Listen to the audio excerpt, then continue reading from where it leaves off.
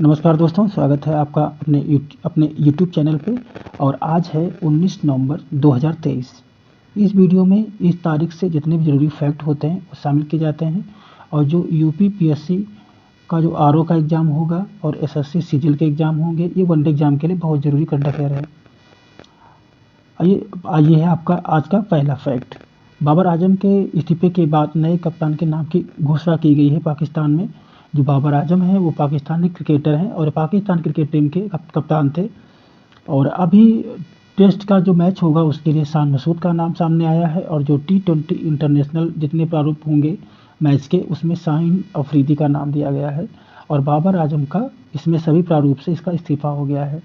तो ये है आपका पहला फैक्ट। दूसरा फैक्ट आपका है एनपीएस ट्रस्ट के अध्यक्ष नियुक्त किए गए हैं अभी। तो एनपीएस क्या होता है? एनपीएस होता है नेशनल पेंशन सिस्टम।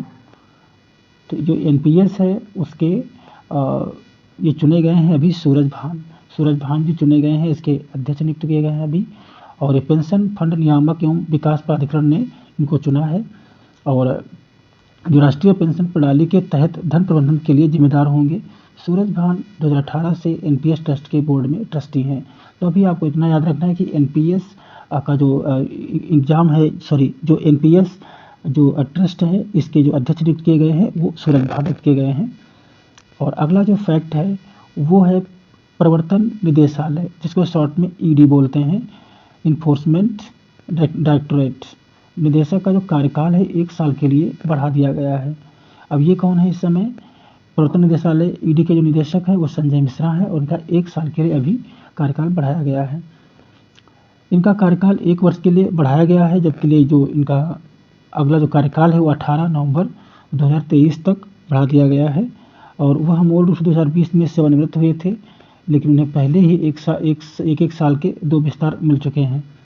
ठीक है, तो अभी ईडी के जो निदेशक क्या नाम क्या है? संजय मिश्रा नाम है। और अभी अगला जो फैक्ट है वह है पश्चिम बंगाल के राज्यपाल जो नियुक्त हुए हैं वो कौन है? तो पश्चिम बंगाल के राज्यपाल नियुक्त हुए हैं सीवी आनंद बोस। ये न्यूज़ दैनिक भास्कर की है। और इसमें अभी जो है ये सीवी आनंद बोस, ये पूर्व नौकरशाह हैं, ये एक आईएएस अधिकारी हैं, 1977 बैच के सेवानिवृत्त। 2011 में सेवानिवृत्त होने से पहले उन्होंने आखिरी बार राष्ट्रीय संग्रहालय में प्रशासक के रूप में कार्य किया था। और अब इन्हें पश्चिम बंगाल का राज्यपाल नियुक्त किया गया है, वेस्ट बंगाल का, सीवी आनंद बोस। तो इनका नाम आपको याद रखना है। अगला आपका फैक्ट है भारतीय सेना की पहली महिला स्काई डाइवर, ये हैं लांस नायक मंजू। इन्होंने क्या किया है? उन्नत हेलीकॉप्टर जो ALH है उससे 10,000 फीट की ऊंचाई से छलांग लगाई। ध्रुव लांस नायक मंजू सैन्य पुलिस कोर्स से हैं और उन्हें भारतीय सेना के एडवेंचर विंग की स्काई डाइविंग प्रशिक्षण टीम द्वारा प्रशिक्षित किया गया था। तो ये भारतीय सेना की पहली महिला स्काई ड्राइवर हैं जिनका नाम क्या है? लांस नायक मंजू। ये नाम आपको याद रखना है। अगला फैक्ट है वीज़ा प्राप्त करने के लिए पुलिस क्लियरेंस प्रमाण पत्र जमा करने से छूट दी गई है। और जैसे ये वीज़ा क्या है? यात्रा वीज़ा। जब यात्रा पे कोई जाता है तो सऊदी अरब ने अभी भारतीयों को छूट दी है। भारतीय नागरिकों को देश की यात्रा करने के लिए जब वो वीज़ा प्राप्त करते हैं तो उसमें उनको पुलिस क्लियरेंस प्रमाण पत्र जमा करना पड़ता था। अभी सऊदी अरब ने भारतीयों के लिए उस चीज़ को हटा दिया है। तो ये जो निर्णय है दोनों देशों के अपने संबंधों को और मजबूत करने के प्रयासों के तहत लिया गया है।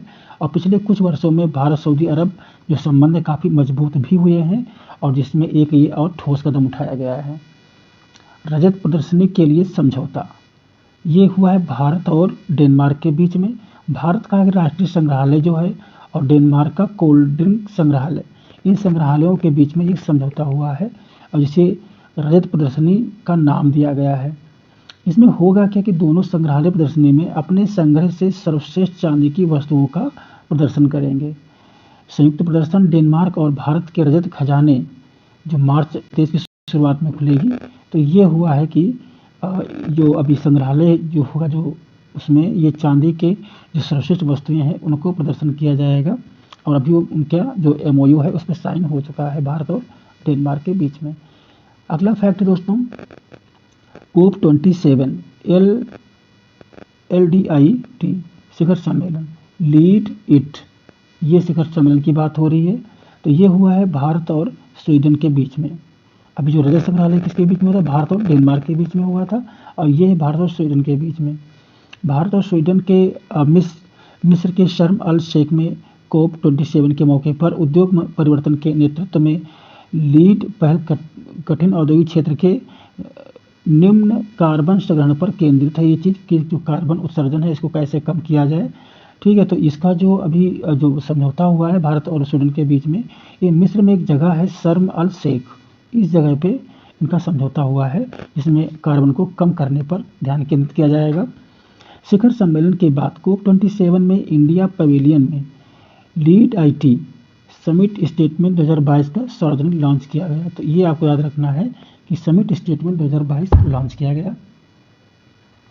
अगला फैक्ट है आपका चक्रवात मिधली, ये बंगाल की खाड़ी में आया। मौसम विभाग के मुताबिक जो चक्रवात का जो दबाव क्षेत्र है वो पश्चिम बंगाल की खाड़ी में उत्तर और उत्तर पूर्व में है, और इस चक्रवात का नाम क्या रखा गया है, मिधली, और ये नाम रखा है मालदीव ने। बंगाल की खाड़ी से है मिधली और ये मालदीव में है। मौसम विभाग ने पश्चिम बंगाल और उड़ीसा में भारी बारिश का अलर्ट किया है। 40 से 70 किलोमीटर प्रति घंटा की रफ्तार से तेज हवाओं के साथ में आएगा। फिर है वैश्विक प्रदूषण रैंकिंग में टॉप पर रहा शहर लाहौर। पाकिस्तान का जो दूसरा शहर सबसे बड़ा स्मॉग संकट से जूझ रहा है, और इसमें गुणवत्ता है जिसे हम IQI बोलते हैं, एयर क्वालिटी इंडेक्स, वो 470 पर हो गई है, और इसमें दिल्ली में 302 है और कराची में 204 है। लाहौर 470 AQI के साथ में वैश्विक प्रदूषण के शीर्ष स्थान पर रहा है। और इसमें अभी सबसे बड़ी बात क्या हुई कि स्मॉग आपातकाल लगाया गया है कि आप सभी लोग जब भी बाहर निकलें तो मास्क लगा के निकलें। केरल द्वारा आयान मोबाइल ऐप लॉन्च किया गया है, और ये लॉन्च किया गया केरल ने सबरीमाला तीर्थ यात्रा के दौरान भक्तों की सहायता के लिए। केरल में पारामाला पहल उत्सव मनाया गया। केरल धार्मिक पर्यटन को बढ़ावा देने के लिए बहुभाषी माइक्रोसॉफ्ट को भी लॉन्च करेगा। प्रतिष्ठित केरल ज्योति पुरस्कार के लिए टी पद्मनाभन को चुना गया। यूनेस्को द्वारा कोझिकोड शहर को देश का प्रथम साहित्य शहर के लिए मानी घोषणा भी केरल में की गई, और सभी जिलों में हॉल मार्किंग केंद्र वाला पहला राज्य कौन बना है, केरल बना है। ये केरल के बारे में कुछ फैक्ट हैं। और एक बात है कि केरल राज्य सरकार सर्वाइकल कैंसर की रोकथाम के लिए टीकाकरण शुरू कर रहा है। ये केरल के बारे में कुछ जरूर फैक्ट थे जो मैंने आपको बताया। तो आज की वीडियो में इतना ही, और मिलते हैं अगले वीडियो में नए टॉपिक के साथ में। तब तक अगर ये वीडियो अच्छा लगा तो इसको चैनल को सब्सक्राइब कीजिए, और जिसका PDF है हमारे टेलीग्राम चैनल पर है, और जिसका जो लिंक है वो कमेंट सेक्शन में दे दिया गया है, ठीक है, और आपके डिस्क्रिप्शन बॉक्स में दिया गया है। मिलते हैं अगले वीडियो में दोस्तों, तब तक के लिए जय हिंद।